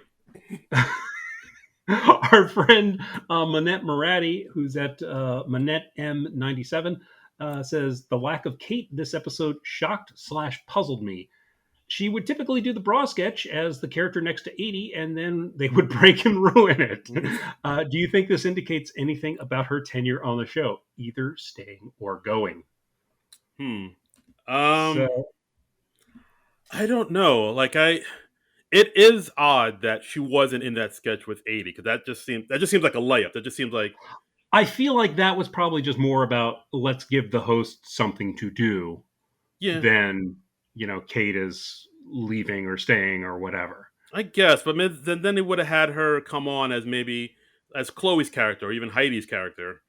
Uh Let's huh. just come in real quick and grab her squeezies. But to have like the two of them anchor it and have the two of them again anchor it in that college panel sketch. Yeah. Yeah, it was weird that Kate wasn't in there. But at the same time, if this was Kate's final episode, I feel like they would have given her like a huge send off. Again, that's why I said Yeah. at the end of the sketch, I expected them to do a huge, big send off and like give her "She's a Rainbow" moment where Mick Jagger sings to her. But like the fact Yeah, that they well, didn't, or even if you don't do that, you want to see you expect her to revisit some of her classic characters, like Mrs. Rafferty, like the lady who gets abducted by aliens yeah, and always loses her pants. Um, yeah. So like, I mean, I don't know, like, or I mean, she's done Giuliani recently and that, but I don't know. Bill Brasky says you would think if Kate or Keenan were leaving, they would have gotten a bigger send off. I think both will return, especially Keenan. There's no way he'd end his record tenure with such a low key showing. that I agree with. I don't expect Keenan to leave. Like, I think I think he'll be back. Yeah, yeah. But again, like Um, Kate, I mean, unless she's gonna like Irish goodbye it and just leave throughout over the summer. well, I mean, and that's possible because honestly, like them getting a big goodbye thing, like this person is leaving. I can only ever really remember them doing that with Kristen Wiig and Will Ferrell. Yeah, didn't they kind of do that with the with back in the day with Hartman and Farley too? Yeah, they did. Yeah, you're right. It does. You're It right. does happen. It does happen. It does seem like it's more the exception than the rule, though. Yeah, I'll go with that. I'll agree with that. Yeah, Like, yeah, like the more sort of the cast members that are sort of more in the spotlight that are kind of yeah. more high I mean, high it's never profile. they're never going to do that with every single cast member. There is definitely like a hierarchy to the cast. Yeah, exactly. I agree with Yeah. that. But yeah, but I mean, Um, like if there's a hierarchy, Kate's definitely at the top. So I expect them to do like a big thing for her. So that's the only reason I think she's not going to leave because like they. Kate's the alpha. Yeah, oh, indeed. Let's see. Manette Moretti replying to Bill Brasky says, "Yeah, but if Kate and Cecily are leaving, who she does most of her work with, that puts Kate in a weird spot." Did I say Yeah, Kate and Cecily or 80 and you Cecily? said Kate and Cecily. You meant 80. Okay, I'm sorry. She says if 80 and Cecily are leaving, who she does most of her work with, that puts Kate in a weird spot. She'll be like Rachel Dratch in the last seasons of her time on SNL, where it feels like they need an extra body. And Bill Brasky replies to that. He says, "Yeah, I feel like they are under the mistaken impression that they need Kate there to play male politicians. I could definitely see her leaving mid-season next year, maybe after she passes the torch on to all the other female cast members." Yeah, that definitely was the thing that kind of rolled out of control because I think it was a thing where they did it years ago to cheese off Sean Spicer when they had Melissa Yeah, McCarthy come on and play. it was definitely just trolling the Trump Yeah, administration and because it bothered them that they had women playing the males. yeah, it's like I ain't a woman, blah blah blah blah blah, and then it just became the norm, just to Yeah, have. that became the thing we do. And Kate McKinnon is so damn versatile; she could play half of them herself. And she has. Yeah. She was like Lindsey Graham. She was Fauci. She was Giuliani. Hmm. I feel like there's a bunch of others. Oh, the small Keebler elf dude whose name I'm forgetting, like the racist dude. I forget his name, Yeah. but yeah, the racist Republican. You know that guy. But yeah, she just played a bunch of straight men, and Mhm. then 80 hopped in playing Ted Cruz and other dudes, and it I just love 80s Ted Cruz. it was just Yeah. became the thing. So yeah, I don't know where I was going with that, but yeah, that was the thing that happened. Yeah. Yeah. Yeah. But yeah, Jeff Sessions, that's the guy I was thinking about. Oh yeah, so of course Jeff Sessions. But yeah, I mean, as far as goodbyes, I really don't know if it seems like Cecily's leaving. Kate and Nate, I, I, I don't see any way she's not leaving after that Janine Pirro sketch. yeah, Kate and 80, I'm still on the fence. I don't know. I think they're both firmly in the maybe category. Keenan, like his sitcom was renewed, and Chris Redd is in that as well, and apparently it shoots in Los Angeles. Yeah, but So it's possible he could leave, but I don't feel like it's very likely that he's leaving. yeah, I'll give you that. And Pete, it feels like he's leaving too. From what I'm just basing that off of what he said on the weekend update. It feels like Mm-hmm. this is the last roundup. And I would guess that Che was leaving because he's got that new sketch show, and it feels like he and Jost would go out together if they were leaving.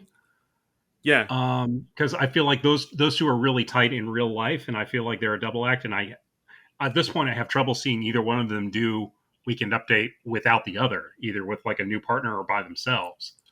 yeah. I would say either both of them keep doing it, or they just get in a new weekend update team altogether.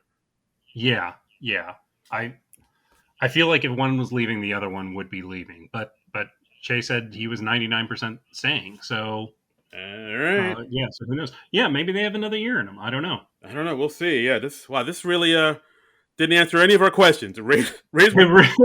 We are no further to the truth. I think the save money is on Cecily leaving. Unfortunately, Yeah, hate to see her go, but yeah, yeah. It is what it is. The part of the journey is the end. To quote, exactly. And I look forward to seeing what she does next. I mean, I'm sure her new show is with Keegan Michael Key is going to be great. I would love to see her, get a nice starring role in a movie. I'm very surprised that hasn't happened for her yet. right? Yeah, Uh, assuming she wants that to happen. I mean, maybe it's up to her, or maybe she just hasn't gotten the right opportunity yet. Who knows? I mean, there's so many variables in this stuff. yeah. We shall see. We shall see. Yeah. And also we got a tweet from Mike with two Yes. E's. Best episode of the last couple of seasons, I think. Solid cold open. Didn't know much about Anya going in, but monologue was fine. Weekend update was great again, and sketches all hit, especially Celebrity Squares. Just a shame that they've really hit their stride right at the end of the season. Yeah. Which is true, yeah. It seems like the first 10 or 12 episodes just a warm up before they really Yeah. into it.